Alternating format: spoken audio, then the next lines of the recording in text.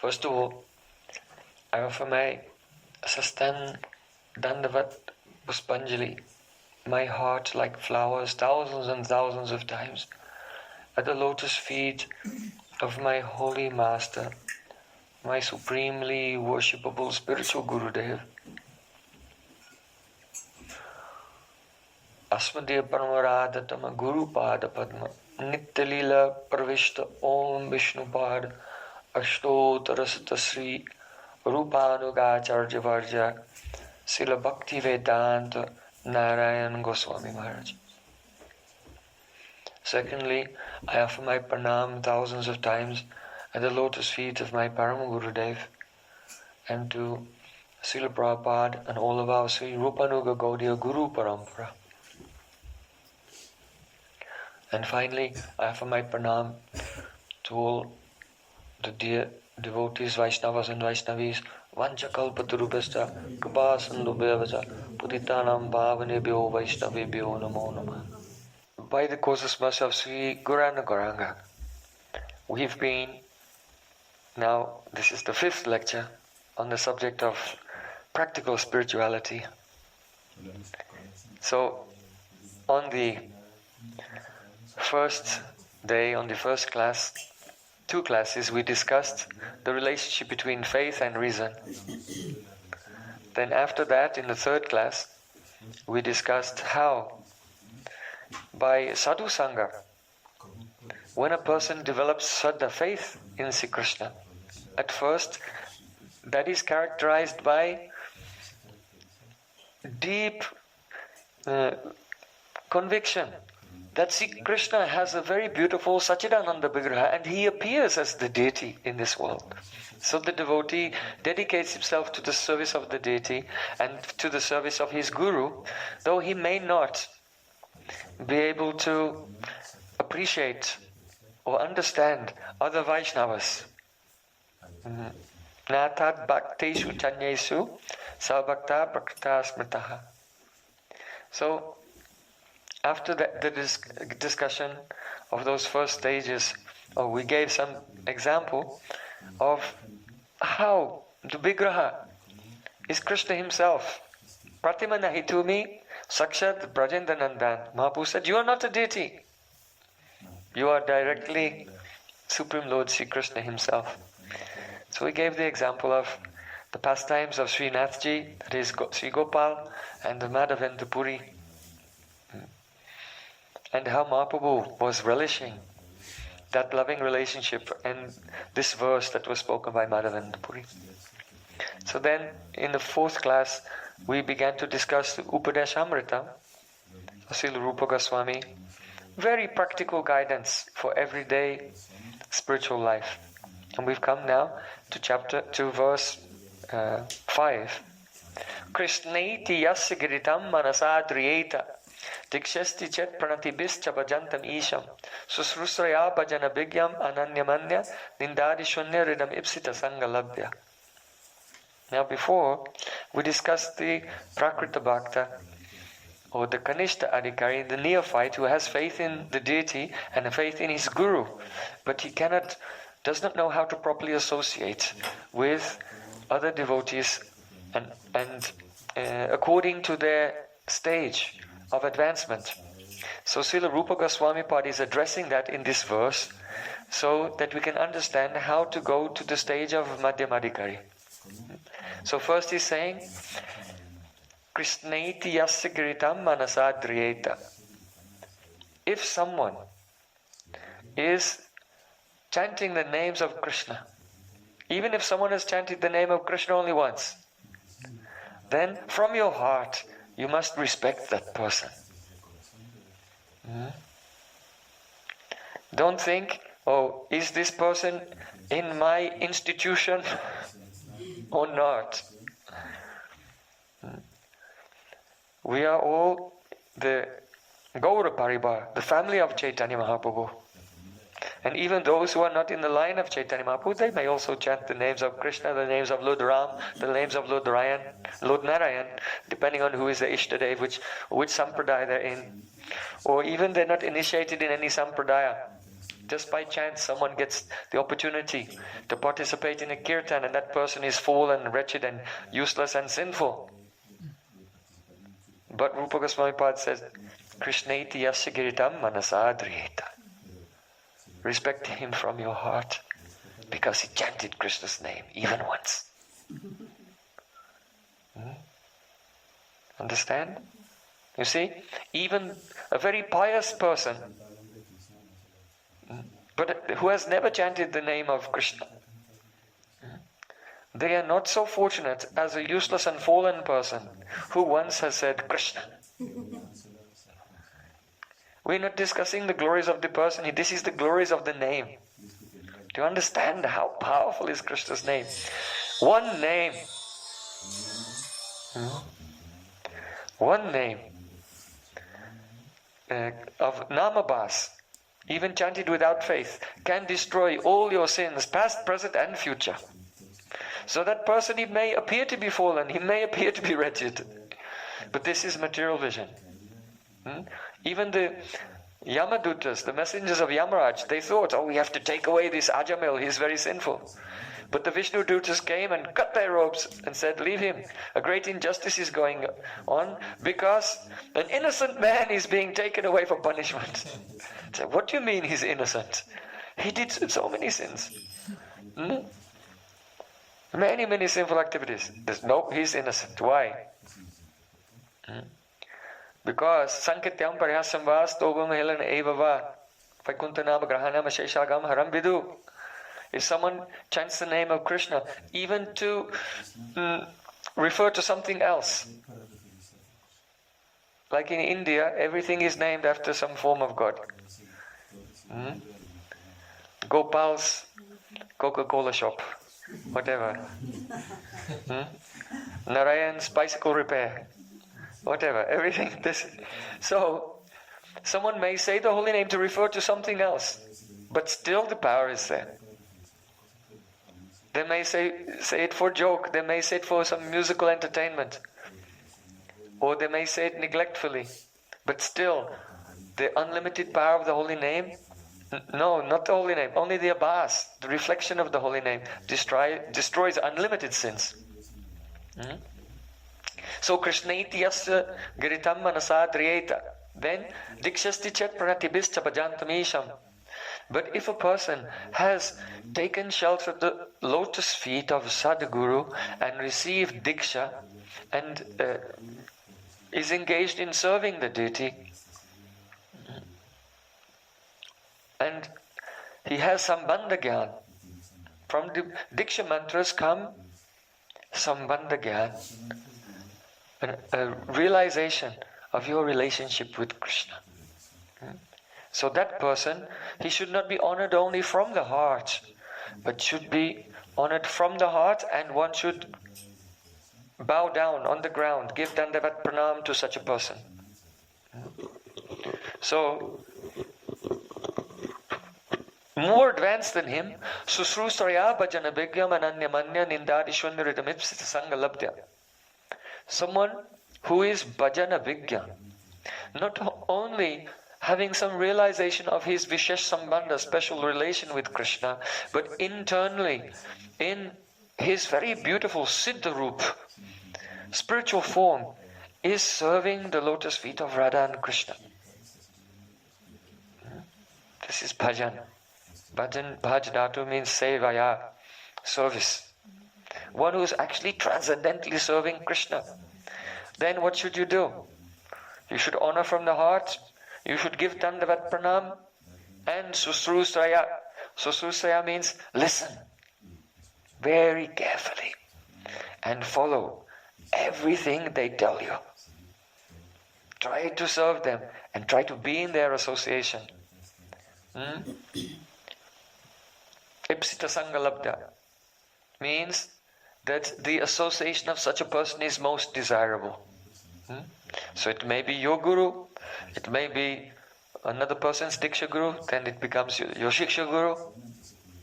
But whoever it is, whichever, if there's a great Vaishnava, we want to associate with them, be with them, hear from them, and follow their instructions in our life.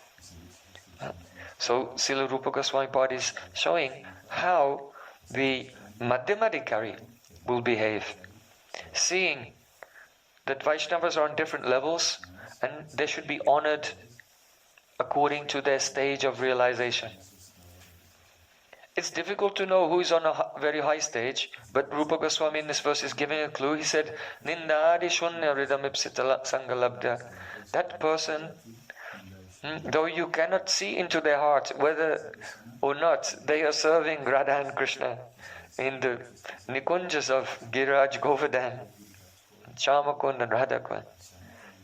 But something you can know, that is Nindadi Shunyaridam.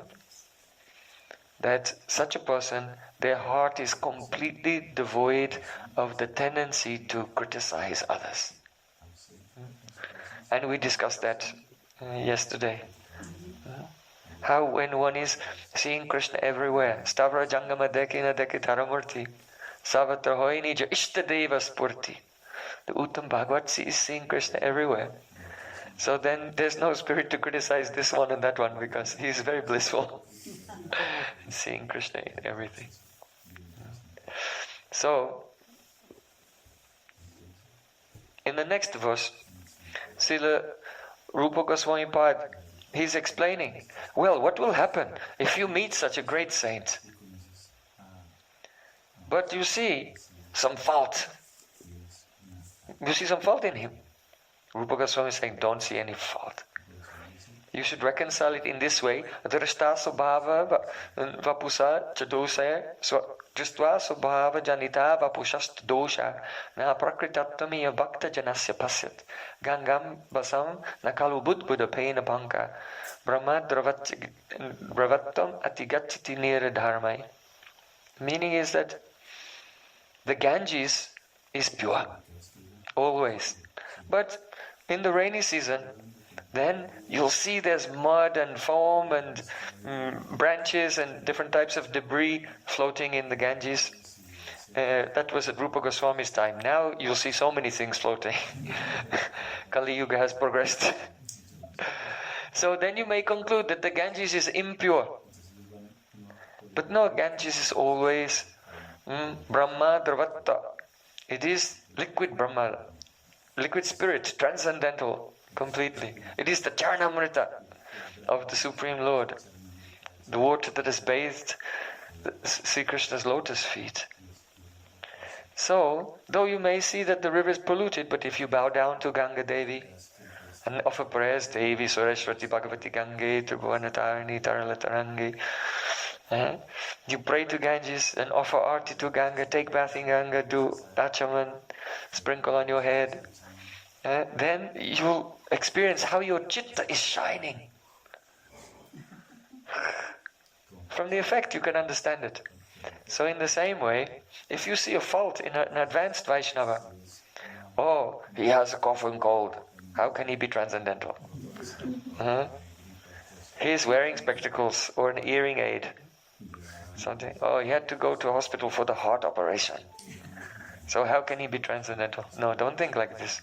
Now this is only superficial. If you'll bow down to pure Vaishnavas, glorify them, pray to them, serve them, you'll see how your chitta starts to shine. Directly we can experience this. So then, Srila Rupa Goswami is saying, Syat Krishna Nama Charitadi Sitapta Vidya Pitopatapta Rasanasya Charojikanu Kintwadarad Anudinam Kalu Saiva Justa Swadvi Kramat Bhavatitad Gadamula Hantri. The name of Krishna, the form of Krishna, the qualities of Krishna, associates and pastimes of Krishna, the Dharma of Krishna, all of them are transcendentally sweet. But just as a person who has jaundice cannot taste the sweetness of sugar due to his disease, while we have the disease of avidya, ignorance, then we cannot experience the sweetness in Krishna's Naam, Rupa, Gun, Lila. So what should we do? Kintuadarat Anudinam kalu saiva justa. However, kintu adarad means with great honor. If with great honor, with great respect, we'll chant the names of Krishna and chant and hear and remember about his form and qualities and pastimes with great honor every day, then that medicine, just as though you cannot taste sugar if you have jaundice, but the only cure for jaundice is to take sugar candy, and it's very bitter, and you don't like it, but you have to take it. But the sugar candy will cure the jaundice, and gradually then you'll realize, oh, this candy is not bitter, it's sweet. So in the same way, if with great honor one will engage in hearing, chanting and remembering about Sri Krishna every day, then that, even though you may not want to do it, you may feel somewhat repelled sometimes. The mind wants to rebel. No more chanting. No more Siddhanta. No more Harikatha. Sometimes the mind, due to the samskars, impressions of mature life, it overpowers the spiritual impressions. And then we can wander away. So Rupa Goswami is part saying, no, even if you don't want to do it, like a child doesn't want to take a medicine. I don't want to take it, it's bitter. So, but you'll have to take it every day. And what will happen? Avidya will be destroyed. And as the avidya is destroyed, then the experience of the scintillating sweetness of Krishna's Nam, Rupa, Gun and Leela, his form and qualities and pastimes, will become directly experienced sakshatkar. So,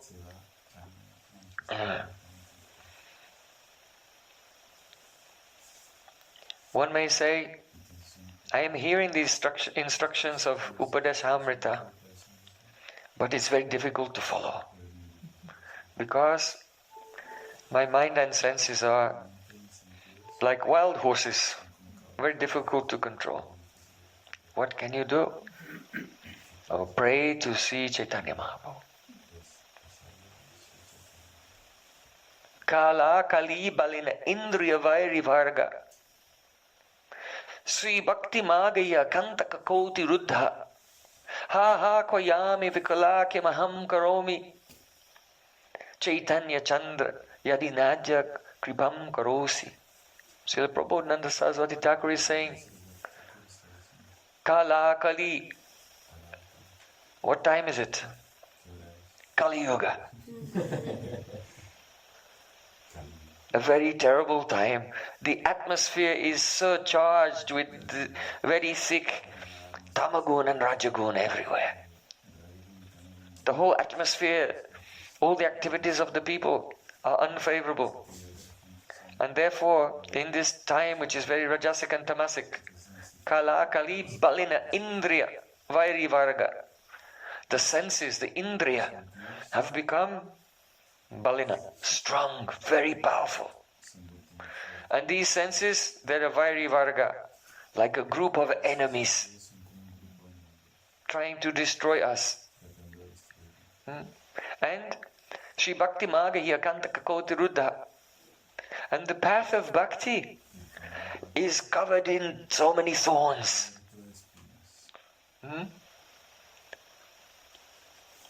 Someone wants to follow the path of bhakti, but there are so many cheaters, so many apasidantas, false teachings. And so the path of bhakti becomes covered over. It's very, very rare that someone understands the path of pure bhakti. Is very rare. It's very difficult. So the atmosphere is very difficult. The senses are out of control.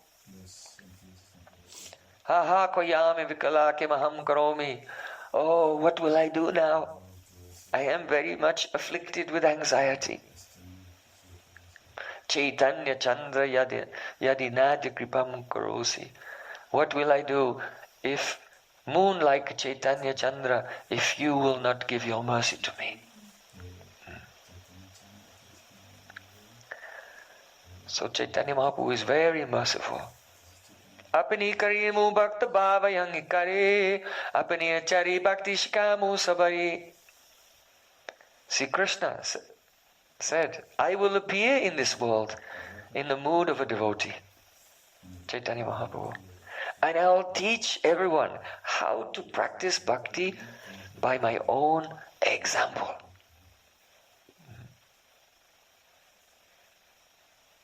So you have a very, very qualified Shiksha Guru, Chaitanya Mahaprabhu. Last time I came here, we were discussing a few times. I came here, we were going through step by step Sanatan Shiksha. And also in Chaitanya Charitamrita, there's a Rupa Shiksha. And the Shiksha that Mahaprabhu received from Sri Ramananda Rai, that's essentially what he gave to Rupa and Sanatana. So, accept Chaitanya Mahaprabhu as your bhajan Shiksha Guru. Don't think that 500 years ago he was giving this Shiksha only to Rupa and Sanatan. But he came to guide us today. You should think this instruction he's giving to you. If you want to do bhajan, try to follow the example of Chaitanya Mahaprabhu. So we were hearing how Chaitanya Mahaprabhu, after accepting the renounced order, he came from Shantipur, from Godamandal, and he was traveling with his associates, 4 associates. Who was he traveling with?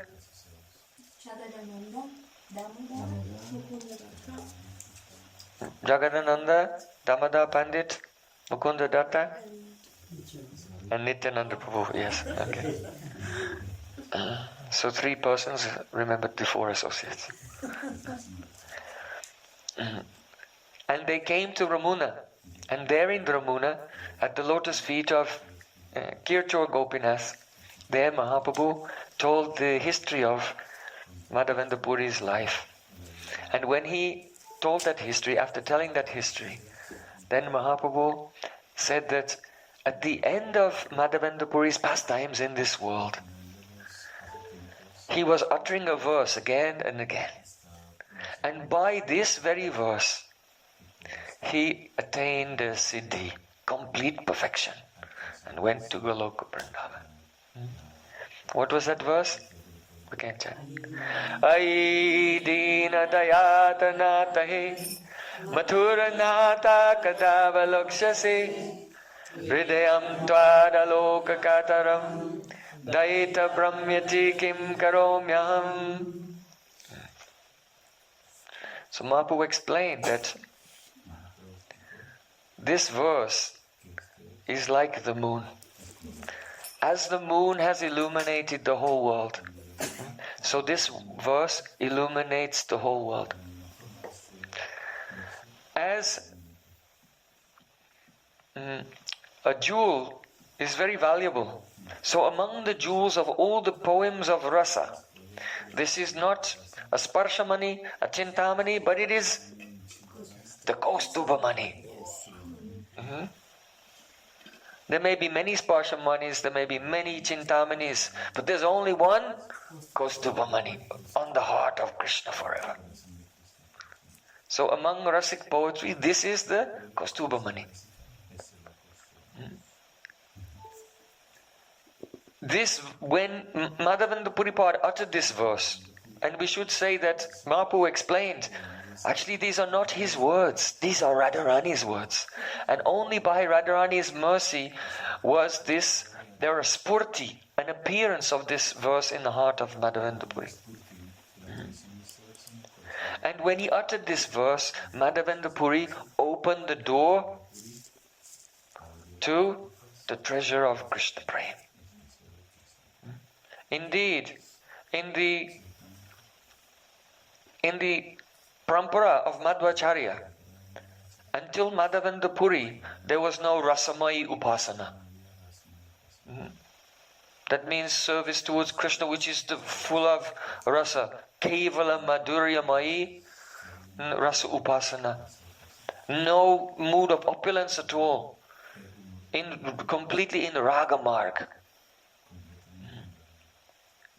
and full of rasa.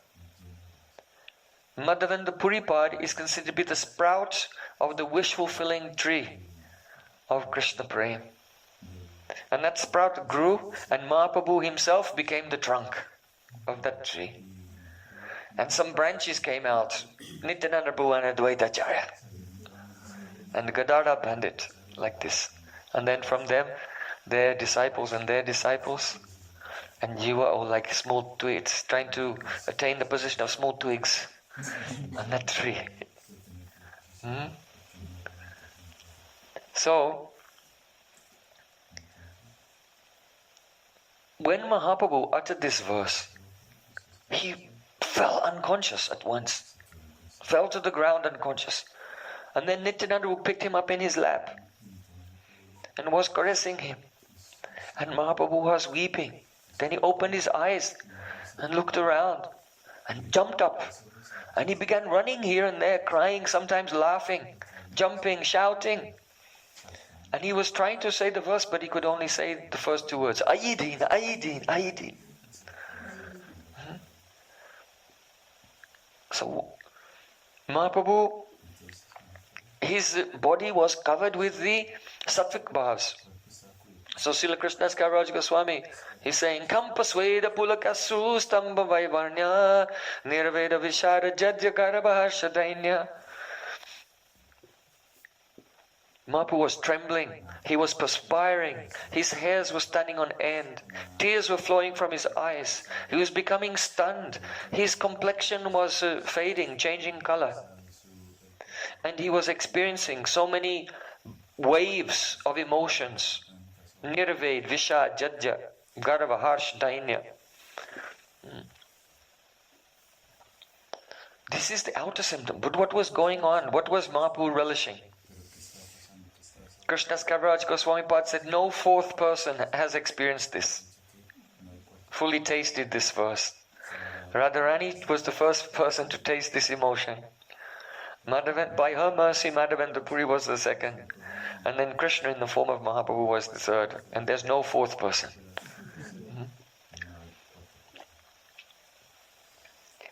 So what is the meaning?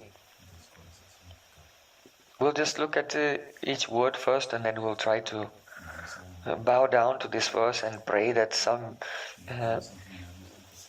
vapor from the ocean of rasa in this verse may be carried by the breeze of Mahaprabhu's mercy and touch us. Ai. Ai means, oh, it's an address. But there are many forms of address. But ai, this interjection, indicates tenderness. It's very tender, it's very soft. Ai. So, with great tenderness, Radhika is addressing Krishna. Dina. Dina means wretched person. Dina means a helpless, destitute person. Unqualified. So she's calling Krishna Dina Dayadranath. Dina Dayadra. Daya means compassion, and Adra means melted. So you are Dina Dayadra. She's calling very tenderly, oh Krishna, your heart is always melting with compassion for those who are unfortunate. Oh Nath. Nath means, general meaning is Lord. But here it means Prananath. You are my sweetheart, the Lord of my life, of my pran. Hey! Calling out again. Oh! Hey! Mathuranath! Means Lord of Mathura. Prince of the city of Mathura. Kada means when. Avalokshase. When will I see you? Hridayam, my heart, Twad aloka. Twad means you, aloka means not seeing. Twad aloka kataram. Kataram means pain or the emotional torment. My heart is incredibly tormented by not seeing you. Hridayam twad aloka kataram. My heart is incredibly tormented by not seeing you. Dayita. Oh my darling. Brahmyati. That means, you know, Brahm, we were discussing Brahm. I am becoming overwhelmed. Brahm, that means bewildered. I cannot think. I've lost my discrimination. Kim, what? Karomi, shall do, aham, I. So, I'm bewildered now, I don't know what to do. What should I do? Kim karomi aham. What should I do? So this is the word by word general translation of the verse. It seems very simple. Because we will read it like that quickly. Ai dina dayadranate maturla nata kadavlokse hridayam tadaloka kataram daita kimati daiti brahmanti kem karomyaham. Finished. But that is not how Chaitanya Mahaprabhu is relishing. He can just relish ayidin for a long time. Dayadranat for a long time. There's a whole story of many, many emotions. This verse is like an ocean, and just as in an ocean there are many waves rising and falling. So in the ocean of Radharani's prem, that is her sthayi bhav, the ocean of her love for Krishna, there are many waves of emotions. They're called the Sanchari bhavs, rising and falling. And so they are mentioned in Chaitanya Charitamrita, Nirved, Vishad, Jajja, Garva, Harsha, Dainya. Just 6 waves have been mentioned, but there are many more. Because Mahaprabhu said, just as when you rub sandalwood paste, it becomes more fragrant. So the more you do vichar, the more you deliberate on this verse, the more meanings will manifest from it.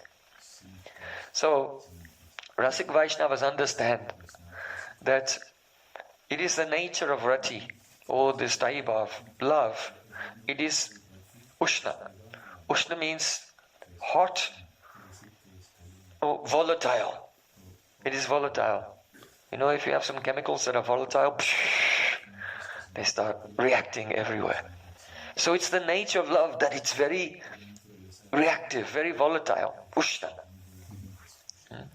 And so in that love, you have what is called bhav utpatti. Bhav utpatti, that an emotion is utpatti, rising up like a wave. And sometimes many emotions, 1, 2, 3, 4, 5, 6, they may rise up at the same time. Or at different times and then mix together. When you see the ocean, it's very irregular. Sometimes a wave comes from this direction and then they mix together. So when some 2 or more emotional waves mix together with each other, that's called bhava sandhi. 2 waves have joined. Sandhi, bhav sandhi. But sometimes there's bhav shabalya. Some emotions are compatible with each other, but some emotions are contradictory to each other. So you see sometimes in the ocean, perhaps due to the shape of the land or the blowing of the wind, one wave is coming this way and one is coming this way and they crash into each other. So that is called bhav sabalya, when there's a competition among the emotions and they crash together. At that time, or one of them may be more powerful than the other, and it oppresses and pushes one emotion down and makes itself prominent. So that is called bhav shabalya. And then there's bhava shanti. An emotion that was high goes down. It's not pushed down by another emotion, but it goes down by itself. And then another emotion comes. So 4 things: bhav utpatti, Bhava, sun rising up, Bhava Sandhi mixing together, Bhav Shabalya competing with each other, and Bhav Shanti moods, particular emotion going down. So in this verse is like an ocean, and in this verse, all these waves of emotions are going on. This is what Mahaprabhu is tasting, what Madhavendra Puri is tasting, and what Radhika is feeling. Those are Rasik, when they utter this verse, when they hear this verse, remember this verse, then they become lost in that ocean. It's alive. So, the Sanchari Bhavas mentioned here in Chaitanya Charitamrita, Nirved. Nirved means Atma Ninda Nirvedaha, self-criticism. Criticizing oneself, this mood. Vishad means Anutapo Vishadaha. Vishad means regret. Jadya. Jadya means becoming stunned. And then you cannot remember anything. Garva means ahankaro garva, pride. Dainya means atmani ayogya buddhi. Dainyam. Atmani ayogya buddhi.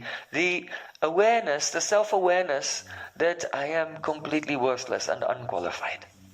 That's dainya. So how is it possible? Garva means ahankar, ego, pride, and dainya, humility. So sometimes these bhavs, they are crashing, they are against each other, they compete with each other. But they can mix as well, it depends on the circumstances. Even what seems to be contradictory can mix. And it is the nature of Radharani's Madanakya Mahabhav that all the bhavs can come at the same time, without contradiction. Harsha. On the one hand, there was Vishad, regret. But on the other hand, it said Mahaprabhu experienced Harsha, that is jubilation.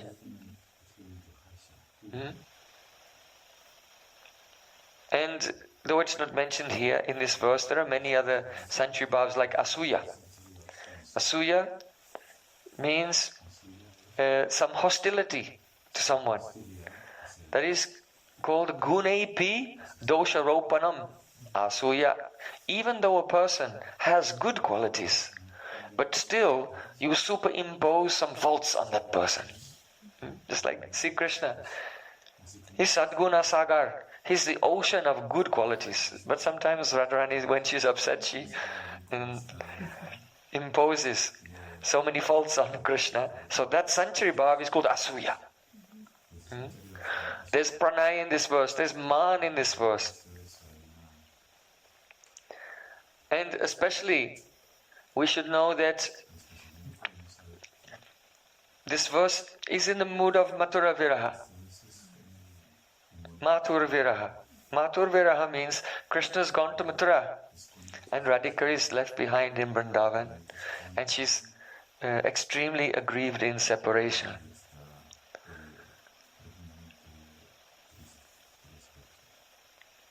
How can there be harsha, jubilation, and also lamentation? The reason is because Radhika is in Adiruddha Bhav.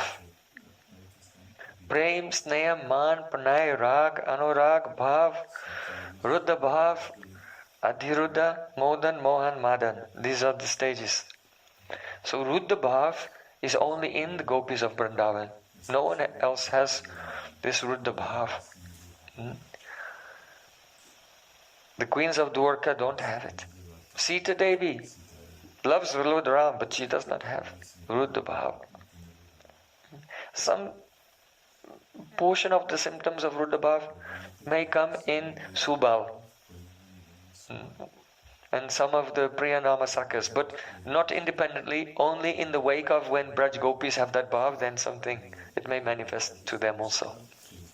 But the Gopis, they have Ruddha Bhav, and more than that, Adi Ruddha Bhav. So it's a great mystery what does Ruddha Bhav mean? Do you know what Ruddha means? It can mean swabhavik, natural. But especially, let's say that there is a stage. So if someone climbs up onto the stage, so everyone is down there, but now this person is Ruddha. They have ascended to a higher level. So that's called Ruddha. Who has ascended to a higher level. If you're standing on the ground and then someone climbs onto a chariot, now they are Ruddha on the chariot. Yata Ruddhasya Radhadipatite. Rupa Goswami said, oh, Lord Jagannath has entered. He is a Ruddha. He is risen up onto his chariot in the Rath Yatra festival. So, this is the meaning of Ruddha. It means having risen up to another level. So though all different types of devotees, and even in Vrindavan, they have prem, but it cannot be compared to the gopis because they have Ruddha Bhav. It's another level. It has so many characteristics, but I just mentioned one. Anuragasu samvedadas prapam prakasita yavadasha vidisjet bhava ityabhidiyate. In the definition of Ruddha Bhav, in Mahabhav, in the definition, the first symptom is called swasambedya dasha. Swasambedya dasha means that Anurag, the love of Braj Gopis, becomes the object of its own experience. Blank stares. Yes, not easy to understand.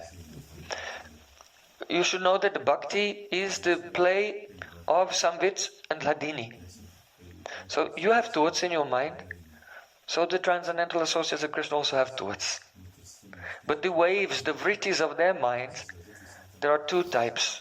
One is Samvit, and that gives them perception of Krishna. You see, no one actually sees directly any objects. They see a vritti in their mind of that object. So, that's why, depending on the level of the love of a person, someone will see Krishna more and more beautiful. If Kamsa Maharaj sees Krishna, then he will think, oh, it's Yamaraj, death has come. But Krishna is very beautiful, because he has no love. But if the cowherd boys will see Krishna, oh, he's sweet. If Madhya Yashoda will see him, more sweet. If the gopis will see him, he's more sweet. If Radharani will see him, then he's most sweet. So the vritti of Samvit causes the perception of Krishna. And the vritti of Hladini causes the feeling. Abhilas. I want to serve him. I want to be with him. I want to serve him. And I want to have very close, intimate friendship, heart to heart with him. Bhagavat Prapta Abhilas. The Anukul Seva Abhilas. And the Soharda Abhilas. I want to be with Krishna and serve him in a favorable way by which he'll be very pleased and be very intimate and close to his heart. So this feeling is coming from Hladini, Samvit and Hladini. So in the mind of the devotees, they're seeing Krishna, Samvit is showing Krishna, Hladini is there. This is how to serve him. Like the experience in the mind of subject and object. Understand? So, when Mahabhav comes, it goes to the stage Swasambheda Dasha. That is, that the vritti of Anurag becomes its own object. Anurag becomes the object of its own experience. That means that this vritti that was manifesting the beauty of Krishna, and this vritti which was manifesting, oh, I want to serve and love him, remains there, and another two vrittis come above that, and look at this.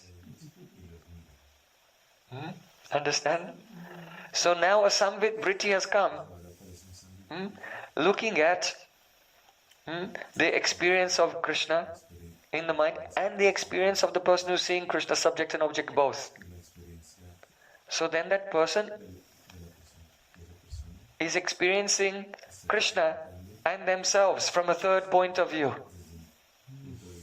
Understand? So that is called Swasambedya Dasha. And therefore it's called Ruddha Bhav, because the ego of who you are has gone on to another level, another stage, and is looking as if from a third point of view. You see, this is why Radharani said,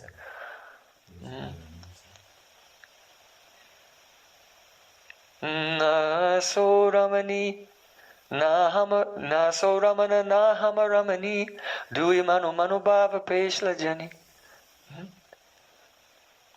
Pahila iraga nayana banga bela, anu dina boila avadina gela, na so ramana, na hama ramani, dui manu manu bhava peshla jani.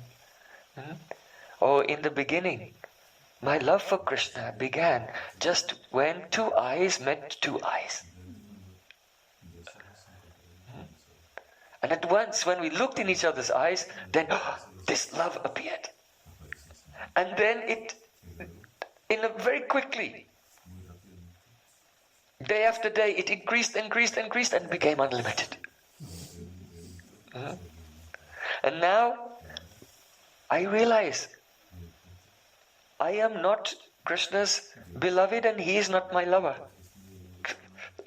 Ruddha Bhav. Consciousness is on another level. This is not me and this is not him. Our hearts have become one. You see? So this is Ruddha Bhav. So then, what is Adi Ruddha Bhav?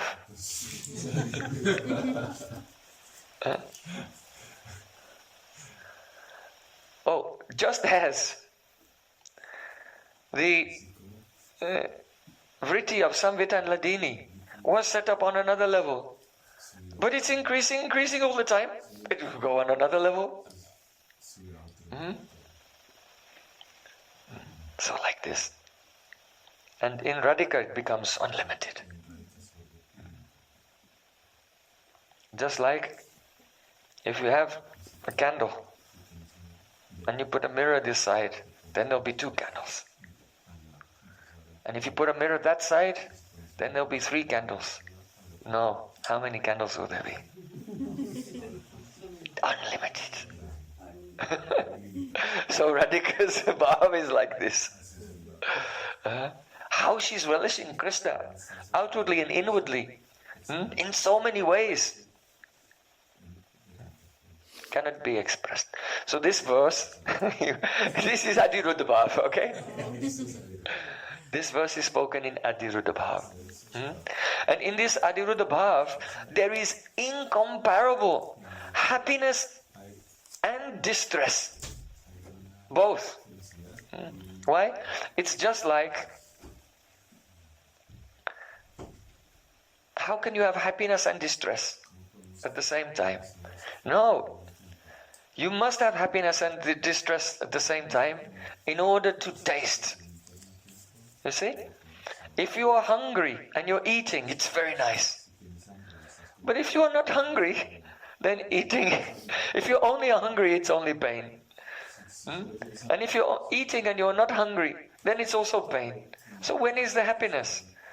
When the eating and the hunger is at the same time. So in this Adiruddha Bhav, there is unlimited ananda, unlimited bliss, because there's meeting. Meeting is like eating.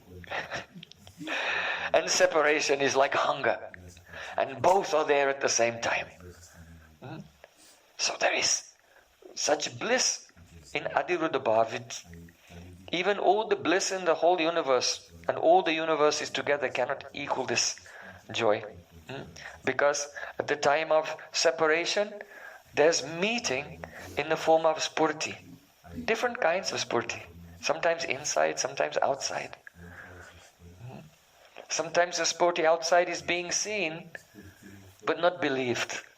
And so there's meeting with Krishna, but also the meeting with him is increasing the separation. That is in stages of Rati, Prem, Sneha, Man, Pranaya. But when love comes to the stage of Anurag, then there's a meeting with Krishna which is completely believable. A spurti, a vision of Krishna, it's called Vipralamba Vishpurti. And it's indistinguishable from actually meeting Krishna. But the only problem is, with this Vipralamba Vishpurti, that suddenly when Krishna disappears, then the suffering becomes double. Then, when Ruddha Bhav comes, then there is what is called Vipralamba Krita Pradurbhav, a spurti of Krishna which is indistinguishable from meeting. And it is just pure bliss of meeting without any fear of separation in it. That's called Vipralamba Krita Avirbhav. So, these emotions are the cause of the anubhav. That is a reaction. This verse is the anubhav, the reaction to such emotions. Now this verse, of course, is spoken in the state of Mathura Viraha. So we want to just set the scene somewhat for the verse. What is Mathura Viraha?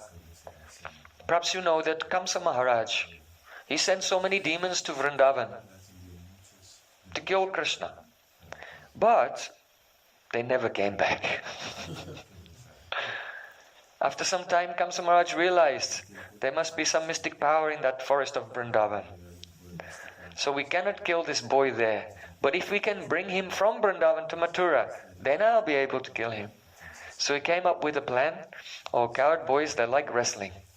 So we'll organize a big wrestling competition for the pleasure of my Ishtadev, Rangeshwara Mahadev, Lord Shiva, and we'll bring Krishna to Mathura and to watch the wrestling, and we'll invite him to take part, and then we'll kill him and then offer his dead body as prasad to Rangeshwara Mahadev, my deity of Lord Shiva. That was Kamsa's plan. So Kamsa thought, oh, Krishna has an uncle named Akrura. That means because Kamsa thinks he's the son of Vasudeva and Devaki. So Akrura is related to them as Krishna's uncle by that relationship. So if I send Akrura, then Krishna will come. So he told Akrura, he gave a golden chariot, and Akrura went to Vrindavan, and he spoke with Nanda Maharaj, and he spoke with Balaram, he spoke with Krishna. Krishna didn't want to go, but Balaram was persuaded, because Akrura said that your father, Balaram's actual father is Vasudev. Your father is imprisoned by Kamsa Maharaj, and Devaki is there. And he said Devaki is Krishna's mother. Krishna doesn't accept it, but he said, so your mother and father, Vasudeva and Devaki, they're being tortured. Kamsa Maharaj is taking a sword and threatening to cut them. So they're imprisoned, you must come and save them. And he spoke to Nanda Maharaj, and Nanda Maharaj has a very close, loving relationship with Vasudeva. Maharaj is his cousin brother. So Nanda Maharaj agreed, okay, it will be good, we can go to the city. The boys have never been there before. They're from the village, from the dairy farm. They can see this big city, the metropolis. And it will be a good experience for them, and then they'll come back. So Nanda Maharaj agreed. So then the next morning, Krishna came out from the house. Braj gopis surrounded him. And now they understood that for sure Sri Krishna was going to Mathura. And the Braj gopis surrounded him, and they're all gazing at his beautiful face. And they were very terrified that they're going to lose him, because he'd never left Vrindavan before. And they began to cry very loudly. They said, oh Krishna, you are our only shelter. Without you we have nothing. Oh Prabhu, please don't abandon your maidservants. Gopis are Krishna's controllers. He's Gopinath. That means whose Nath is a gopi, who's controlled by the gopis. They're his friends, his equals, but they're also his maidservants. They're everything to him. And when the humility comes, then they say, oh, we are your dasis, we are your maidservants. Oh Krishna, our homes are like a forest full of wild animals, like the mother-in-law. And the forest, that's really our home, where we meet with you and serve you. You make everything in reverse.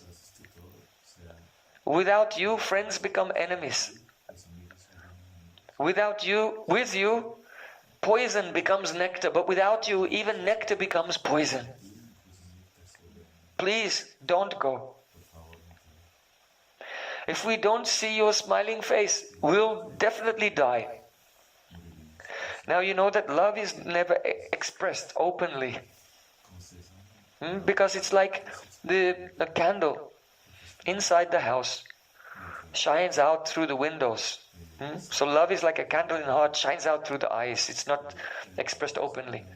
But if you express it openly, open the mouth, it's like opening the door and the wind will blow and the candle may blow out. So love is never, that wind is pride. So love is never expressed. But now the gopis are directly saying, we cannot live without you. We'll die if we don't see you. You are our everything. So how is that possible? It indicates that if the candle will fall over and set fire to the carpet and the curtains and the whole house is on fire, then if you open the door, then nothing will happen. It means their prema has become so high and so powerful that they must open the door of their mouth, because they cannot live. They feel as if they're about to die. So Gopi said, look, Kamsa is very wicked, and now he sent this person, Akrura, his friend. This wicked Kamsa sent his friend, Akrura, to come and take you there. How can we know that you're going to be safe? If you're given, Nanda Maharaj and Yashoda have given you in the hands of a friend of Kamsa. We'll be so worried about you, and we'll be thinking how you must be suffering there. These gopis, they don't care for their own unhappiness. Their pain of separation is thinking that Krishna is unhappy. So when gopis were speaking like this, Krishna was trying to, boys don't cry, right? So Krishna was trying to control his emotions.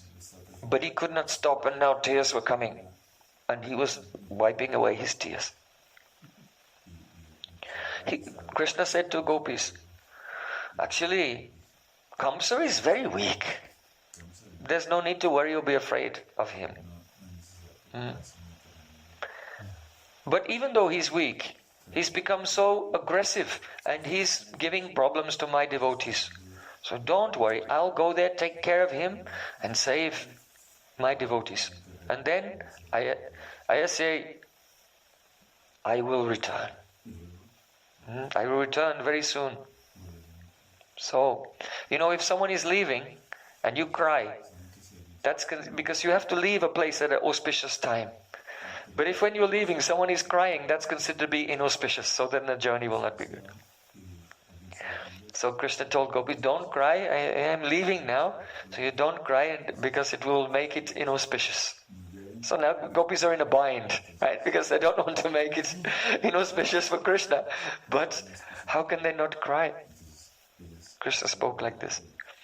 So just as Krishna was speaking in this way, surrounded by gopis who are in a very emotional condition. Then Nanda Maharaj and Madhya Yashoda came. Balarama came. And Akrura bought the chariot. So then it was very difficult for Krishna to look away from the gopis who were surrounding him. But with a great endeavor, he turned his sight away from them, and along with Balaram and Akrura, he got up onto the chariot.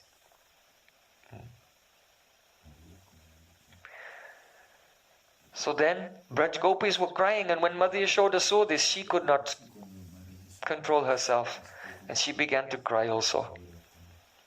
And Nanda Maharaj began to pacify Mother Yashoda. Nanda Maharaj said, "Oh Yashoda, don't think that I'm happily going to Mathura. This is a duty that must be done. But you should not worry, because I will never accept." Because now Akrura had come and said, "Actually, Krishna is not your son. Krishna is the son of Devaki and Vasudev." Now Mother Yashoda is crying. Maybe he'll go there and they'll persuade him and he won't come back. Nanda Maharaj said, "Don't you worry. I'll never accept that Krishna is the son of Vasudeva and Devaki. He is our son. And I will not delay in returning. I'll come back at once. When our duties are done, I'll come back at once." Do you think that I don't understand that the Brijbasis cannot live for one moment without Krishna? I understand this. So you should be peaceful. After Vasudeva and Devaki are freed from the prison, I'll return with your son at once. So in this way, Nanda Maharaj pacified Mother Yashoda, and she felt some confidence from his words. And now she felt some confidence. She looked at the gopis who had no confidence at all. They thought, this is a disaster. That's the nature of prem. Anishta Sankini Bandhu Hridayani Bhavanti means that Anishta Sankini Bandhu Hridayani Bhavantihi means that when there's love, there's always a worry that the worst thing will happen. Just like if a mother has a young child and it's their first day at school and they're supposed to come back at 3 o'clock. If it's 3:30, then what happened? And she starts to think of all terrible things. Love makes us consider the worst thing could have happened. So the Braja Gopis, though Mother Yashoda was somewhat pacified by Nanda Maharaj, but the Braja Gopis were thinking the worst. He'll be gone and we'll never see him again. So Mother Yashoda, she saw gopis, they were fainting, falling on the ground. She came with water and sprinkled water on the gopis who had fainted and was picking them up and trying to console them. So then, seeing that Akrura was about to pull away in the chariot, Braj Gopis called out, "Hi, hi!" and they surrounded the chariot. Some of them grabbed the wheels, some of them grabbed the back, some of them came in front of the horses, some of them lay down in front of the chariot, so he couldn't drive away. They were ready to do anything. They wanted that, just like Indra had tried to destroy Braj with thunderbolts and everything, they were praying for some natural disaster should happen just now, just to somehow Krishna should not leave. So when the gopis surrounded the chariot and grabbed the wheels and grabbed the horses and they were crying, "Alas, alas!" Then one of the symptoms of Rudabhav is Asanjanata Ridvilolan, that the influence of it spreads out and churns the hearts of everyone who is nearby, especially Radharani's Mohanakya Mahabhav. It has Brahmanda Kshobha Karita. That means that it disturbs the entire universe. So because of that, at that moment when gopis surrounded the chariot and were crying loudly, then all the cows and bulls in Braja came running there and surrounded the chariot. The deer came running out of the forest into the village. All the animals, the squirrels and everyone came running out of the forest with tears streaming down their eyes and surrounded the chariot.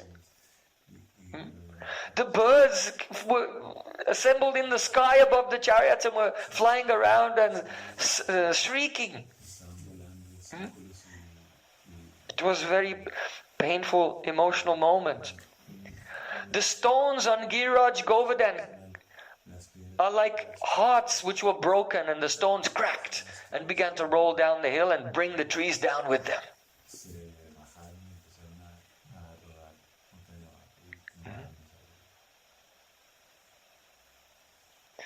When Krishna saw the great pain that he was causing to the gopis and all of Braja by leaving, he was unable to check his tears. And he was trying to wipe them away. And see, Krishna, it was just, his heart is so soft. Yeah, he's Dayadranath, whose heart is always melting in compassion for those who are suffering. How can he go?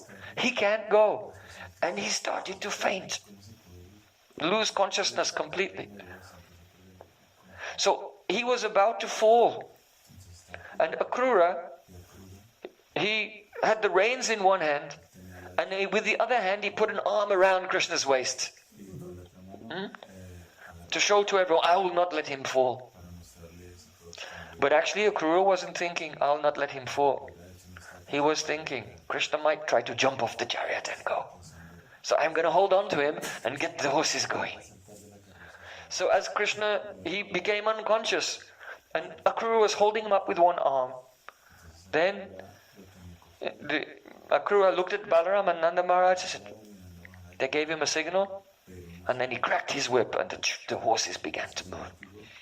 And because gopis and others were lying on the ground unconscious here and there, he had to make the chariot go in a zigzag way to avoid them.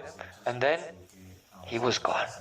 And gopis were crying, Govinda Damodara Madhaveti, Govinda Damodara Madhaveti, Govinda Damodara Madhaveti, Govinda Damodara Madhaveti, Govinda Damodara Madhaveti, Govinda Damodara Madhaveti, Govinda Damodara Madhaveti, Govinda Damodara Madhaveti.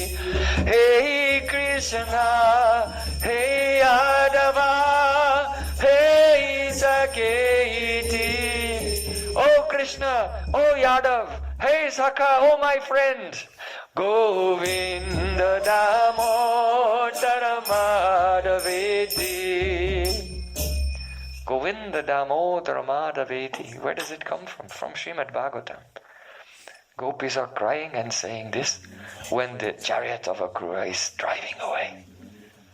That part of Srimad Bhagavatam is called Viraha Geet, the song of separation.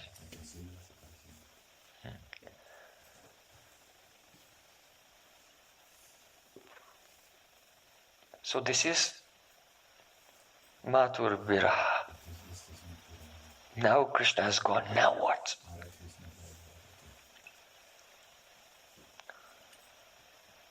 Lalita Sakhi, seeing the Radhika burning in the fire of separation, sometimes conscious, sometimes unconscious. She cannot tolerate it. She went to the Jamuna to bring some cooling water, and there she saw a swan.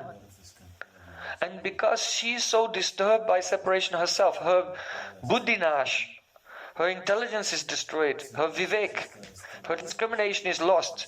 She saw a swan there, and she's talking to a swan as if the swan can understand everything. Because the buddhinash, vivek, discrimination is destroyed by the pain of separation. So she told the swan, oh please go to Mathura, fly there and take a message. Tell Krishna what is Radhika's condition. Sometimes I'm with Radhika and she says, oh Lalita, my mind is burning. How terrible it is. I'm in an ocean of suffering and I cannot see the shore in any direction. There's no end to this. If Krishna wants to be hard-hearted and leave me and go to Mathura, let him do so. He is free to do that. But why does he keep coming in my dreams and tormenting me? Sometimes when I sleep, then Krishna comes and catches me by force and embraces me. But then when I wake up, he's not there. And not only that, but Lalita, not only that, not only in my dreams, but even when I'm awake, I see him sometimes. I was wandering at Govardhan, and there I saw him. And he approached me. And I quickly hid from him behind some creepers, beautiful creepers in a kunj. And I hid from him there. But he came there and he was smiling. And he went to embrace me. And he was so overjoyed that he didn't notice he dropped his flute. So I turned away from him like this and I picked up his flute. And then I was trying to get away from him. I hid his flute in the braid of my hair. I tucked it in the braid of my hair. And then I was walking away from him. But he came and by force he grabbed me by the braid and pulled. And then his flute fell out from my braid. And then he said, "Oh, you thief! You are a thief. I have to arrest you and imprison you in a cave of Govardhan." And then he picked me up in his arms and took me to a cave of Govardhan. Oh Lalita, don't think that I am mad or that it was just a dream. It's real. But then, again he disappeared. So if he's going to go and leave me and be hard-hearted, just let him go. But he should not keep appearing and then disappearing again. This is too much. So in this condition, Radhika is speaking this verse. Ai dina dayadranatahi mathuranata kadavalokshase hridayam twadalokakataram daita brahmati kim karomyaham. The first line. Ai dina dayadra. Very tenderly. Oh Nath, oh my Prananath, oh my sweetheart. You are Dina Dayadra. Your heart is always melting with compassion. That means that whenever any Brajabasi was in a difficulty, you always saved them. When Nanda Maharaj was being swallowed by the snake in Ambikavan, Krishna came and saved him. When the coward boys were being swallowed by Agasur, Krishna saved him. When Indra tried to smash the whole of Braja, then Krishna lifted Gita Govardhan and saved us all. Because he is Dina Dayadra. His heart is always melting with compassion. He cannot tolerate any suffering of the Brajbasis. So now we are suffering, but he cannot tolerate any suffering. That means he must come back. Surely he will come back. Here, Radhika, Aidina, she's saying, I am most wretched. Why? These sanctuary bhavs, the waves in the ocean here first, Nirved, Atmaninda, criticizing herself. Oh, why couldn't I stop him? I wanted to serve him in so many ways, but I never fully pleased him. This is also a symptom of Ruddha Bhav. Tatsoke pyati shankaya. Kinatvam tatsoke pyati shankaya means even though Krishna is completely pleased and completely happy, that Gopi feels in anxiety and she becomes emaciated with anxiety that he's not happy, he's undergoing some discomfort. So though Braj Gopis pleased him more than anyone, Radhika feels, I have not pleased him. So Atmaninda, she's criticizing herself. I am deen, unqualified. Vishad, another wave is coming, and this is compatible. Wave, Vishad, means anutap, regret. Oh, if he had not left, then I would have served him in this way and this way. She has always new desires to serve in new ways. And they're all now unfulfilled. Why didn't I serve him in these ways before? But now there's no chance. Now it's over. So I am deen. But Krishna, Dayadra, you are very merciful. So surely you must come and save us. But then, the next moment, Bhav Shabalya took place. Another mood came. What is that? Asuya. So in the first line, she's saying how wonderfully qualified Krishna is, so compassionate. And now in the second line, she's seeing fault in him. Oh, you are Dayadranath, the Lord of Brijbasis. But now you are not Brajanath, you are Mathuranath. You have gone to the big city. So in the big city, there you are being honored and respected like a prince. You are not a boy from the dairy farm. Now you have become part of the Kshatriya royal family, the Yadu dynasty. And all are honoring you and worshipping you. You have so much unlimited wealth and opulence there now.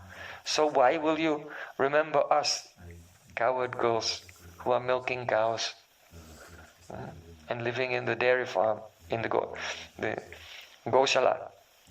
They don't live in the Goshala, they have the house, but the place where the Gokul. Why will he remember us? Then the Irsha, jealousy came. There are so many beautiful girls in Mathura. And they are not cowherd girls milking cows, they are princesses from the royal families. Now Krishna must be meeting with them. Now he is Mathuranath. He's not Gopinath. He's Mathuranath, that means Mathur Ramaninath. He's the beloved of the young princesses of the royal families in Mathura. So, Radhika thought, Mathura is such a strange place that if someone goes there, they forget everything about their life that happened before. So I think that must have happened to Krishna, that he's gone there, and by the influence of that place, he's forgotten about his life in Braja, and he's forgotten all about us, so he won't return. Alas, alas. Sometimes Radhika feels garva. Garva is a pride. Another wave comes. Oh, yes, he may be meeting with some princess of Mathura, but he's not happy. He cannot be happy, I know. Because even when he meets with another heroine, at that time, because he knows that I am suffering in separation, though he's in her arms even, he cannot feel any happiness because he's suffering only remembering me.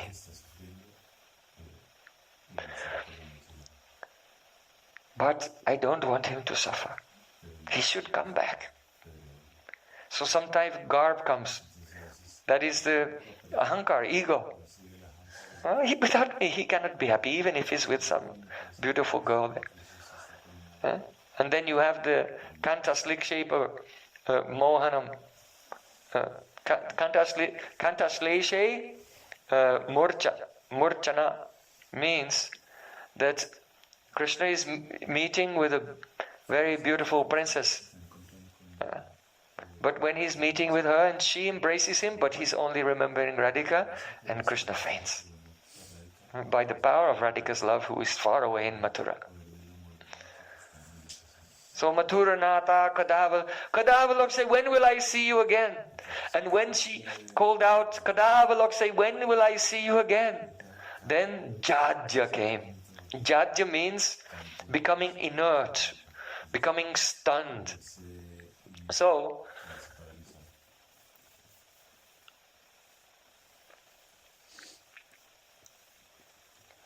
the symptom of jadya comes when just before you're about to faint. Or after you fainted, when you come back to sense, then you have jadya, inertness. It's a complete breakdown of the intelligence. One forgets everything. And he cannot understand how to deal with any situation because the discrimination is not working anymore. So one goes through that stage of jadya on the way to fainting and on the way out from fainting as well. And the symptoms are, when jadya comes, the person is just silent and in a state of forgetfulness. And only they blink their eyes.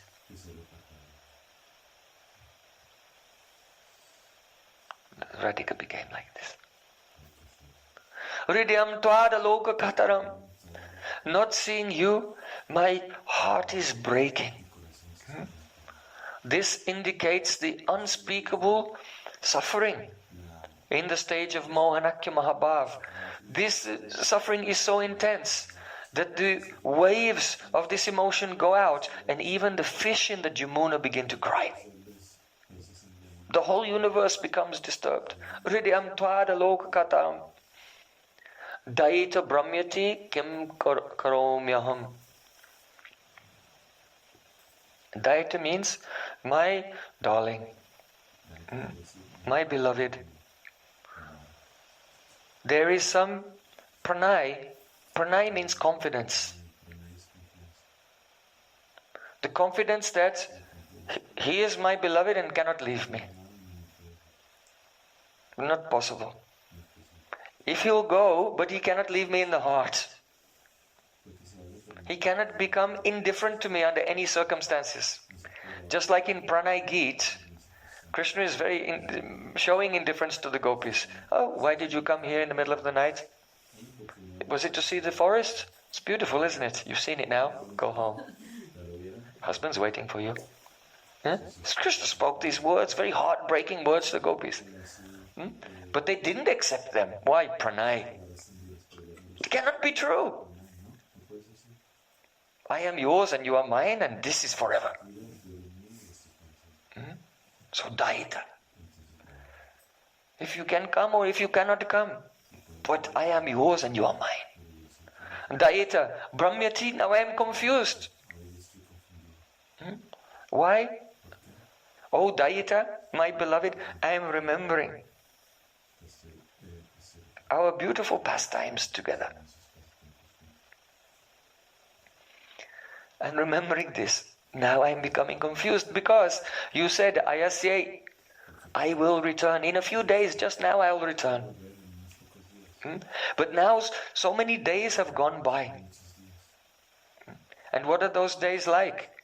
Yugaitam nimeshena chakshusha pravrishayetam sunyayetam jagat sarvam govinda vinahename. One moment is like thousands of years. That is called Shana Kalpatva. That one moment seems to be like thousands of years. So even though Krishna is gone 1 day, 2 days, 3 days, 4 days, but each second of those days seems like yugas.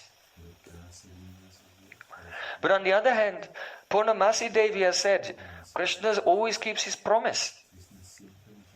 Satyapratam satyaparam trisatyam satyasya yonim nitacha satyai satyasya satyam nritanat satyanetram satyatmakam tvam sharanam prapanna. Krishna is, his vows are true, what he says is true, he's the embodiment of truth, everything about Krishna is true. So he said he would return. But the reality is I'm seeing that he has not returned. So I am completely confused. Daita Brahmyati. Kim karomyaham. What should I do now? She's speaking to her Sakhis. This is one of the symptoms of the jadya, when the memory is lost and the intelligence is working and one doesn't know what to do, then kim karomya. What do I do now? What do I do now?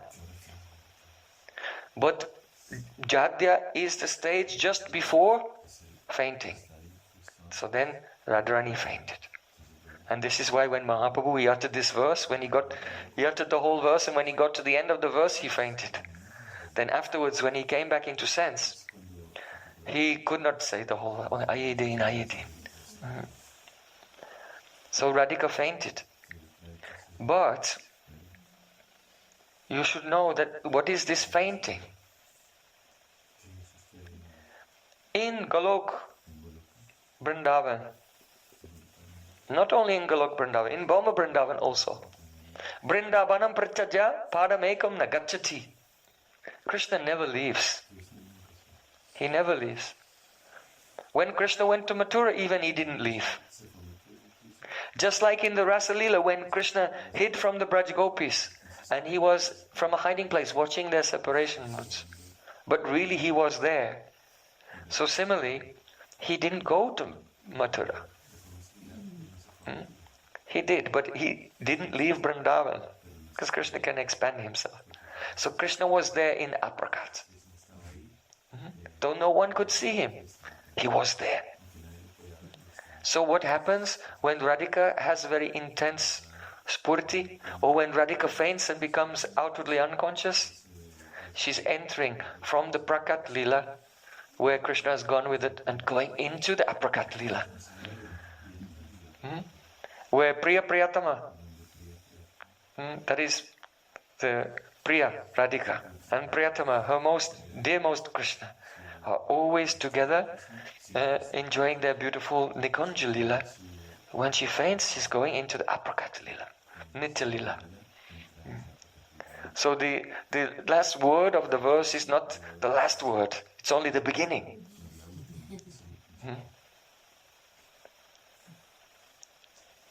So, if you are worried, how can I follow Vacho Vegam, Manasakroda Vegam, Jiva Vegam, all these things?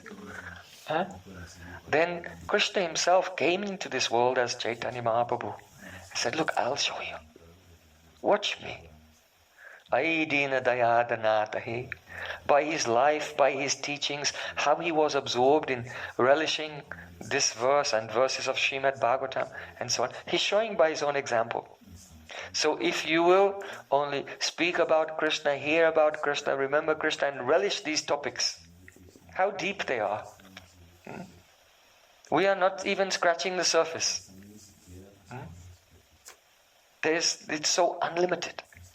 So if you, in your life, make it your aim and object to be completely absorbed in Sri Krishna's service by hearing, chanting, remembering, to attain this prem, then you will be so absorbed in this, you will forget everything else. Where is the material world? You have just been in Vrindavan with Radhika and Braja Gopis. By hearing, where was the world? Did you notice? No one remembered the lockdown or pandemic or anything, or money problems, or anyone is sick, or everyone forgot everything. So try to always follow Chaitanya Mahaprabhu. He is our bhajan shiksha guru, and spend your life absorbed in these things, and then vacho vegam, manasakoda vegam, all these things, they become very, very, this is only anusangic, incidental side effect. Pritivim sasisyat, and one who is absorbed in this, he becomes guru of the whole world. Because the goal of life is prem. Gaur Premanande Hari Hari Bo, Srila Madhavendra Puripad ki jai, Sri Gopal ki jai, Prema Purushottama Sachinandan Sri Gauranga Mahaprabhu ki jai, Vale Vrindavan Bihari Lala ki jai, Vale Saniwali ki jai, Jai Jai Sri Radhe Shyam.